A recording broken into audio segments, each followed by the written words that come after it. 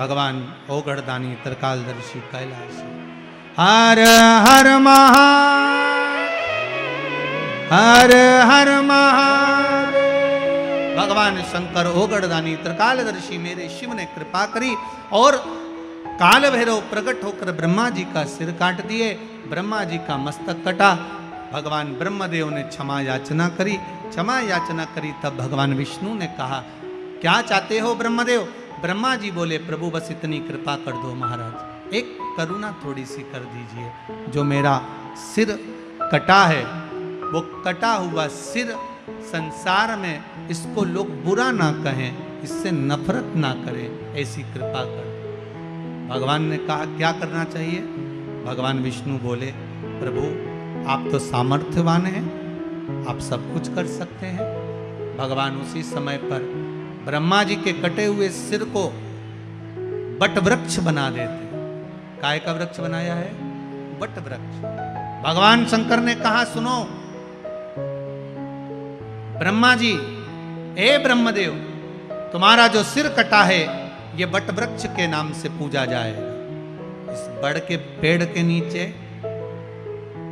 लोग पिंडदान करेंगे, तर्पण करेंगे, भजन करेंगे, स्मरण करेंगे और मेरी भक्ति को धारण करेंगे। शिव जी स्वयं उस बट के पेड़ के नीचे विराजमान हुए। शंकर जी का एक नाम हो गया बटकेश्वर महादेव। क्या नाम पड़ा है? बटकेश्वर महादेव। महाराज, जिसका कर्जा ज्यादा बढ़ जाता है, आवक रुक जाती है, कोई कर्जा ज्यादा हो गया, पैसे नहीं आ रहा है, अदालत में कोई केस चल रहा है, निपट नहीं रहा, तो उसके लिए बटकेश्वर महादेव का पूजन किया जाता है। लिंग पुराण में लिखा है कि बटकेश्वर पूजन जो होता है वो भगवान बड़ के पेड़ के नीचे शिवलिंग का निर्माण कर कर, या बड़ के पेड़ के नीचे कोई शंकर भगवान का शिवलिंग हो, वहां पर इस पूजन को किया जाता है। जिस व्यक्ति पर कर्जा ज्यादा हो जाए, या अदालत में या कहीं कोर्ट केस हुआ हो, या तकलीफ आ रही हो, तो बटकेश्वर महादेव का पूजन मान्य है। छोटे से शिवलिंग का निर्माण बट वृक्ष के नीचे करना। और पहले भी आप लोगों को कहा है, ज्यादा बड़ी मूर्ति घर के अंदर ना हो। प्रयास करिएगा अंगुष्ठ आकृति के बराबर की मूर्ति हमारे घर के अंतर्गत हो। और अगर बड़ी मूर्ति भी आपके घर में है तो इसका मतलब ये नहीं कि आप उसको निकाल दें, उसको भी पूजन में रखो, वो अपनी पुरातन है, उसका भी स्मरण करिए। पर प्रयास करो कि बाजार से कोई नए देवता की मूर्ति ज़्यादा एकत्रित नहीं करना। आज के ज़माने में बड़ी बड़ी परेशानी है। जिस तीर्थ में जाते हो वहाँ से मूर्ति लेकर आ जाते हो। बद्रीनाथ जी घूमने गए तो बद्रीनाथ जी को लिया, द्वारका जी गए तो बोलते जाओ जरा, द्वारका जी को लिया, जगन्नाथ जी गए, जगन्नाथ जी को लिया। इतने सारे देवता घर में रखे हैं। अब भगवान की पूजन हो रही नहीं हो रही, थोड़ी बहुत पूजन हुई, थोड़ी बहुत नहीं। अब छोटी जगह में, अब जैसे आप लोग अगर पास पास में आप लोगों को बिठा दिया जाए तो परेशानी होती कि नहीं होती? जम के तो बोलो जरा, होती है ना? अब तुम्हारा इतना बड़ा तो मंदिर घर के अंदर, कितना बड़ा मंदिर, छोटा सा तुम्हारे घर में मंदिर, इतने बड़े मंदिर में वहीं शंकर जी बैठे, वहीं राम जी बैठे, वहीं कन्हैया जी बैठे, वहीं लड्डू गोपाल, वहीं पर लक्ष्मी जी, वहीं पर दो गणेश जी, वहीं पर सारे देवी देवता। बद्रीनाथ गई तो उनको भी लाया, जगन्नाथ गई उनको भी लाई, रामेश्वर गई उनको भी लाई, सारे देवता वहीं इकट्ठे। और सुबह से उठकर गई, इतनी सी शक्कर ले गई। अब इतनी सी शक्कर भगवान के सामने रख दी और आरती उतार दी। अब सारे देवता आपस में सोच रहे कि तुम खाओगे कि हम खाएंगे। इसलिए शास्त्र कहता, एक साधे सब सधे, सब साधे बिसरा। एक को साध लो, सब हो जाए। हमारे देवाधिदेव महादेव को जो जल चढ़ाते हो ना, 33 कोटि देवताओं को वो जल प्राप्त हो जाता है। ब्रह्मा भी उसी में है, विष्णु भी उसी में है, इंद्र भी उसी में है, देवी भी उसी में है, देवता भी उसी में। सब उसी में विराजमान। कहीं हमें भटकना नहीं है उसको ढूंढने के लिए, सब उसी के भीतर विराजमान। एक बेलपत्री का पत्ता, मात्र एक बेलपत्री का पत्ता, जिसके भीतर ब्रह्मा भी है, विष्णु भी हैं, शिव भी हैं, और इस बेलपत्री के बीच वाली पत्ती से लेकर जहां दो पत्तियां रहती हैं, उस पत्ती के बीच में जो गैप होता है डंडी का, इसमें 64 योगनियां भी है। 64 योगनियां देवियां भी इसके अंतर्गत विराजमान है। और उस डंडी के नीचे जहां दो पत्ती है, इस दो पत्ती के नीचे की जो लंबी डंडी रह जाती है, इसमें 33 कोटि देवताओं का भाग है। उस डंडी के नीचे जो छोटा सा एक मोटा सा भाग रह जाता है, कई बार आप लोगों ने बेलपत्री को तोड़ा होगा तो नीचे एक मोटा सा भाग रह जाता है, महाराज उसके अंतर्गत सारे तीर्थों का भाव जागृत रहता है। उस बेलपत्री को केवल साधारण ना समझे, शिव को अगर समर्पित कर रहे हैं तो वो संपूर्ण उसी के अंतर्गत, संपूर्ण।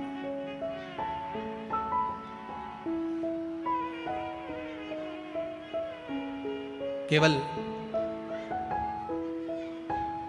आप लोगों ने बेलपत्र अगर कभी शिवजी पे चढ़ी हुई, हम तो कई बार निवेदन करते हैं कि आप उसका सेवन हफ्ते में एक बार, जिसको भी शुगर हो, बीपी हो, थायराइड हो, हफ्ते में एक बार शंकर जी पे चढ़ी हुई बेलपत्र अवधूतेश्वर महादेव के नाम से, कौन से महादेव? अवधूतेश्वर महादेव के नाम से खाना प्रारंभ कर देना चाहिए, हफ्ते में एक बार। और जिसके भी घुटने में प्रॉब्लम रहती है या डॉक्टर ने बोल दिया कि घुटना बदलना पड़ेगा, तो उनके लिए निवेदन है, शिवरात्रि के दिन रात्रि को 12 बजे शंकर जी पे चढ़ी हुई बेलपत्र, भगवान शंकर पर चढ़ी हुई बेलपत्र, शिव जी के मंदिर पर ही बाहर खड़े होकर शिखर का दर्शन कर कर उस बेलपत्र को चबा चबा कर खा लीजिए, घुटना बदलने की जरूरत नहीं पड़ेगी, कभी भी घुटना बदलने की जरूरत नहीं। और कई लोगों ने प्रैक्टिकल करके देखा है, आपके बीच में ही लोग बैठे होंगे, बहुत सारे आपके भीतर बैठे होंगे, कई लोग बैठे होंगे जिन्होंने उस प्रैक्टिकल को करा होगा, जिन्होंने किया होगा, और कई लोगों को उसका लाभ प्राप्त हुआ होगा, कई लोग।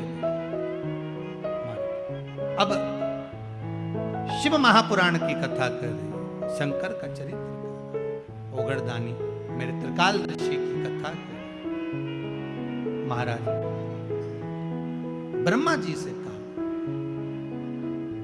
ब्रह्मदेव, भगवान शिव का नाम बटकेश्वर महादेव पड़ गए, बड़ के पेड़ के नीचे मेरे शंभु मेरे शंकर विराजमान हो गए।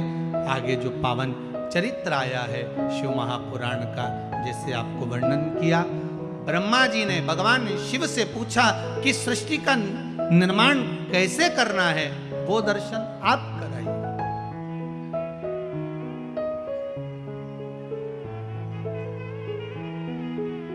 इस सृष्टि खंड को बढ़ाना कैसे है, उसका वर्णन आप करें। महाराज शिव कथा कहती है, ब्रह्मा जी के लिए भगवान स्वयं वर्णन कर कर जाते हैं कि आप एक काम करिएगा, आधा पुरुष आधे स्त्री का निर्माण करिएगा। पुरुष और स्त्री का निर्माण करना था, ब्रह्मा जी को भान नहीं हो पाया, उन्होंने पुरुष और स्त्री को मिलाकर निर्माण कर दिया, जिससे किन्नर उत्पन्न हो। अब किन्नर उत्पन्न हुए तो भगवान विष्णु और भगवान शंकर दोनों आ रहे थे, मेरे शिव आ रहे थे। भगवान विष्णु ने देखा कि चारों तरफ किन्नर ही किन्नर हैं, जहां देखो किन्नर नृत्य कर रहे हैं, ताली बजा रहे हैं, स्मरण कर रहे हैं। इतने में तो भगवान विष्णु को हंसी आ गई, बड़ी जम के भगवान नारायण हंस दिए, बहुत ठाका लगाकर। जैसे ही भगवान विष्णु हंसे तो भगवान शंकर ने पूछा, क्या हुआ नारायण, आप हंस क्यों रहे हो? भगवान विष्णु ने कहा, प्रभु आपने ब्रह्मा जी से कहा था कि सृष्टि का निर्माण करो, पर ब्रह्मा जी ने कैसी सृष्टि बनाई, चारों तरफ किन्नरों को उत्पन्न कर दिया।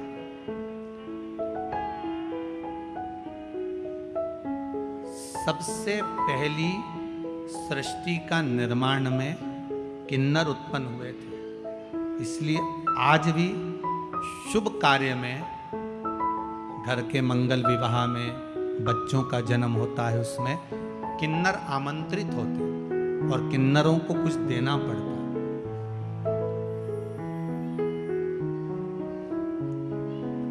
ये भगवान ब्रह्मा की बनाई हुई सृष्टि में से प्रथम सृष्टि में किन्नर थे। भगवान विष्णु हंसती है, शंकर भगवान को थोड़ा सा क्रोध आ गया कि ब्रह्मा जी ने निर्माण करा और तुम हंस रहे। शिव महापुराण की कथा कहती है, कभी अंधे को देखकर मत हंसो, कभी लूले को, विकलांग को, चरण नहीं, हाथ नहीं, बहरा है कोई, वाणी से विहीन है कोई, उसको देखकर कभी नहीं हंसना। शिव महापुराण की कथा कहती है, एक जन्म हमको लेना पड़ता उसी के जैसा जिस पर हंसे हैं। और भगवान विष्णु को भी लेना पड़ा किन्नर का अवतार। भगवान नारायण को भी किन्नर बनना पड़ा, केवल हंस दिए थे थोड़ा सा।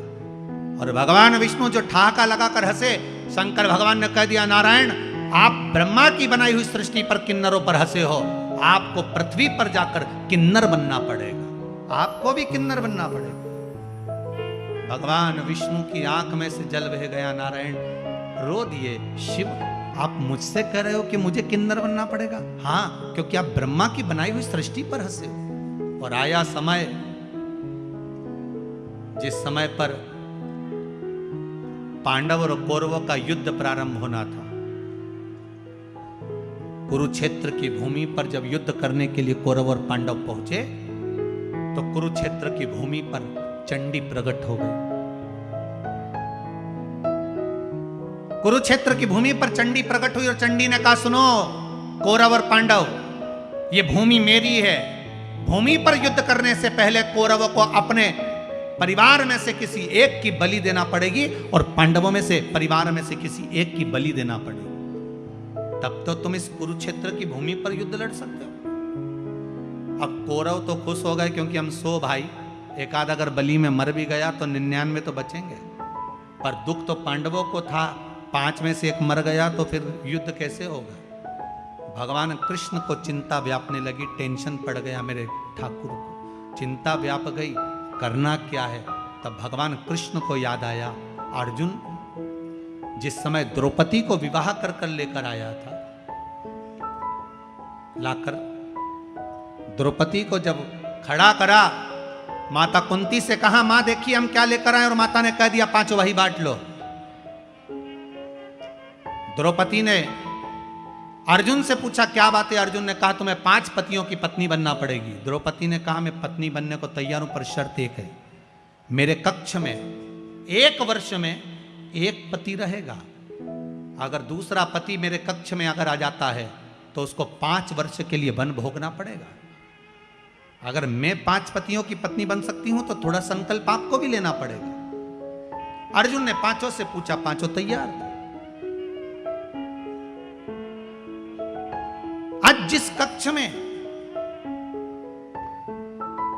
भीम के साथ में द्रौपदी रह रही थी, इतने में एक ब्राह्मण दौड़कर अर्जुन के पास में आए। अर्जुन अर्जुन मेरे पुत्र को सिंह उठाकर ले गया है, मेरे बेटे को बचा लीजिए, अर्जुन जल्दी बचाओ। अर्जुन ने कहा मेरा गांडीव कहां है। ढूंढते ढूंढते अर्जुन उस गांडीव को लेने के लिए भीम के कमरे में चले गए, भीम के कक्ष में चले गए। और द्रौपदी ने उसी समय पर कह दिया, सुनो अर्जुन तुम भले गांडीव उठा कर ले जाओ और उस ब्राह्मण के बच्चे को बचा लो, पर तुम्हें 5 वर्ष के लिए वन जाना पड़ेगा। अर्जुन ने कहा मैं स्वीकार करता हूं। 5 वर्ष के लिए अर्जुन बन गए। नागों की कन्या उलूपी के साथ में अर्जुन का विवाह हो गया, एक पुत्र का जन्म हो गया जिसका नाम आरावन था। क्या नाम था? आरावन। पुत्र को जन्म देकर अर्जुन वहीं पर छोड़कर अपने राज्य में आ गए। आज भगवान कृष्ण ने अर्जुन से कहा, अर्जुन पांडवों में से किसी एक की बलि देना है। तू जब वन में गया था तो तेरा एक बेटा हुआ था, उस बेटे को लिया, बलि उसी की चढ़ाएंगे। जाओ, है तो पांडवों का ही, जाओ लेकर आओ। आरावन को लेकर आए। आरावन ने कहा पिताजी चिंता मत करो। उसको नहीं मालूम था कि मेरी बलि चढ़ने वाली है, उसको नहीं मालूम था कि मेरी बलि चढ़ जाएगी। रावण ने कहा पिताजी चिंता मत करो, युद्ध के मैदान में मैं कौरवों को काट काट कर पटक दूंगा, आप क्यों चिंता करते हो। आए रावण भगवान कृष्ण मिलने के लिए गया रावण से। भगवान कृष्ण ने कहा रावण आपको मालूम है कि क्यों आए हो। रावण ने कहा मुझे युद्ध लड़ना कौरवों से। रावण आपको मालूम नहीं, आपकी बलि चढ़ना है। कौरव और पांडवों में से एक एक बलि जाना है चंडी देवी को प्रसन्न करने के लिए। कौरवों में से एक जा रही है तो पांडवों में से भी एक जाना है, इसलिए आपको लेकर गए हैं, आपकी बलि चढ़ना है। रावण आपको दुख नहीं होगा। रावण कहते हैं मैं बलि चढ़ने को तैयार हूं, मरने को तैयार हूं अपने पिता के लिए, अपने परिवार के लिए। पर बात इतनी सी है, मैं कुंवारा हूं। अगर कुंवारा मर गया, मैं कुंवारा हूं, और अगर कुंवारा मर गया तो शिव महापुराण, अग्नि पुराण, पद्म पुराण, विष्णु पुराण, नर्मदा पुराण, लिंग पुराण, नारद पुराण, ब्रह्मवेत्ता पुराण, ब्रह्म पुराण, सारी पुराणे कहती हैं कुंवारी अवस्था में अगर कोई मर जाता है तो ना तो उसकी तिलांजलि होती है, ना उसका तर्पण होता है, ना उसका पिंड होता है, उसकी मुक्ति नहीं होती। कोई गया जी में जा जाकर कुंवारी अवस्था वालों का कितना भी पिंडदान कर दे तो भी उसका मोक्ष नहीं होता। कोई ब्राह्मण को कितना भी भोजन करा दे तो भी कुंवारी अवस्था वालों का मोक्ष नहीं होता। कोई बद्रीनारायण में जाकर ब्रह्म कपाली कर दे तो भी कुंवारी अवस्था में मरने वालों की मुक्ति नहीं होती। तो फिर कुंवारी अवस्था में अगर मैं मर जाऊंगा तो मुझे मोक्ष कैसे मिलेगा। इसलिए मेरा एक विनती स्वीकार करोगे। भगवान कृष्ण ने पूछा क्या। रावण कहता है मेरी शादी कर दो, इसके बाद मेरी बलि चढ़ा दो। भगवान ने मन में विचार करा कल बलि चढ़ना है, आज ही का दिन बचा है, शादी के लिए लड़की कौन तैयार होगी, फिर भी तैयारी करो। भगवान कृष्ण ने अर्जुन, भीम, नकुल, सहदेव सबसे कहा जाकर ढूंढो कोई लड़की मिल जाए। चारों तरफ ढूंढा पर कोई लड़की नहीं मिली जिससे विवाह करना था। कौन देगा लड़की। जिस पिता को मालूम है कि कल मरने वाला है, बेटी बेधव्य हो जाएगी, कौन देगा। किसी ने बेटी नहीं, किसी ने बेटी नहीं। भगवान कृष्ण ने विचार करा, शंकर भगवान ने कहा था कि पृथ्वी पर जाकर तुम्हें किन्नर बनना पड़ेगा। भगवान कृष्ण आधी रात को किन्नर का रूप रख लिए और रावण से शादी कर ली है। किन्नर का रूप, भगवान कृष्ण ने किन्नर का रूप धारण करा, रावण से विवाह करा। इसलिए आज भी किन्नर मांग में सिंदूर भरते हैं, हाथ में चूड़ी पहनते, पांव में बिछुड़ी पहनते, गले में मंगल सूत्र पहनते। कोई पूछे उनसे कि इनका पति कौन है तो किन्नरों का विवाह आधी रात को होता है, जैसे भगवान कृष्ण किन्नर बन के विवाह करे थे रावण से। किन्नरों का विवाह आज भी रावण से होता है, आधी रात को होता है। रात को होने के बाद उस घड़े से विवाह कर कर घड़े को सुबह फोड़ दिया जाता है, क्योंकि भगवान कृष्ण सुबह रात्रि को किन्नर बने और सुबह रावण की बलि चढ़ गई, इसलिए उस घड़े को फोड़ दिया जाता। भगवान कृष्ण को भी किन्नर बने। आप किसी विकलांग पर, आप किसी कमजोर पर, आप किसी बहन पर अगर हंसते हो, एक जन्म आप भी तैयार रखिए कि आपको उसका लेना पड़ेगा। क्यों हंसो। उसको देखकर तो दुख होना चाहिए कि बेचारे की माना दशा है। अब ये तो भगवान ही जानता है कि किस कारण से व्यक्ति को भोगना पड़ रहा है। ये तो वो दातार दयालु ही जानेगा, भगवान ही जानेगा। कुंवारी अवस्था में मर गया तो मुझे नरक भोगना पड़ेगा।